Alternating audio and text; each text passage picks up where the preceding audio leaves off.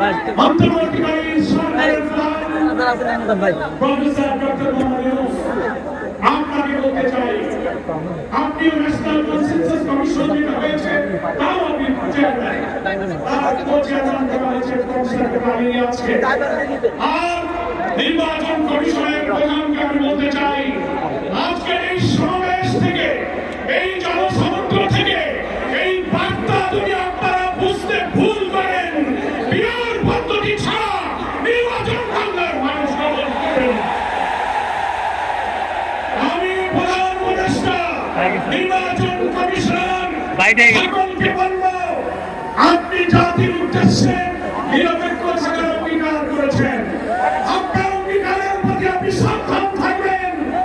আপনার কোন কোন ভূমিকায় জাতির মধ্যে কিন্তু সংশয় তৈরি হয়েছে। পরিষ্কার বলতে যে আপনি সোজা থাকবেন। আমরা আমাদের জন্য পরিবারের জন্য পক্ষপাতিত্ব চাই না। 2000 ছাত্র জনতার জীবন, হাজার হাজার মানুষের রক্ত, 17-18 বছরের মানুষকে ফাঁসি, অত্যাচার, জুলুম, রিমান্ড, গ্রেফতার দিয়ে আমি বলবো 20 বছরকে যে নির্বাচন করেছেন সেই সংগ্রাম আমরা ব্যর্থ হতে দেব না। অবশ্যই জাতির দাবি চুরি হয়েছে, নির্বাচনের লেভেল প্লেইং ফিল্ড আপনাকে নিশ্চিত করতে হবে। আপনি জাতির কাছে, জাতির উদ্দেশ্যে ভাষণে একটা কথা বলবেন, হেড অফ দি গভর্নমেন্ট একটা কথা বলবেন, রাষ্ট্রীয় টেলিভিশনে একটা কথা বলবেন, কোন একটা দলের কাছে আলোচনায় গিয়ে সে কথা আপনি ভুলে যাবেন। এটা নিরপেক্ষতা ভঙ্গ হয়েছে। আপনাকে নির্বাচনের আগে শর্ত, মানবতা বিরোধী গণহত্যাকারীদের বিচার অবশ্যই দ্রুত দৃশ্যমান করতে হবে।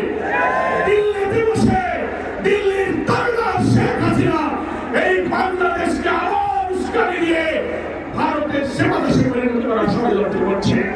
অবিলম্বে নির্বাচনের আগে এই বিচার আমরা দৃশ্যমান দেখতে চাই। সংস্কারের ব্যাপারে অনেকে ঢিলা দিচ্ছেন, সংস্কার একসাথে হবে, ক্ষমতায় নিয়ে করবো, কিভাবে বুঝলেন কে ক্ষমতায় যাবে, জনগণের ভোট লাগবে, তারপরে কি হবে। আর এই ফাঁসিবাদী আমলের রাজনৈতিক সাংবিধানিক সরকারের যে কাঠামো তৈরি হয়েছে বাংলাদেশে, এই কাঠামো তছনছ করে দিয়ে নতুন বাংলাদেশের নতুন বন্দোবস্ত কাঠামোর জন্য অবশ্যই মৌলিক সংস্কার প্রয়োজন। এই প্রশাসনিক ব্যবস্থার মধ্যে আমরা নতুন কোন ফ্যাসিবাদ, নতুন কোন হাসিনার আমরা জন্ম দিতে চাই না।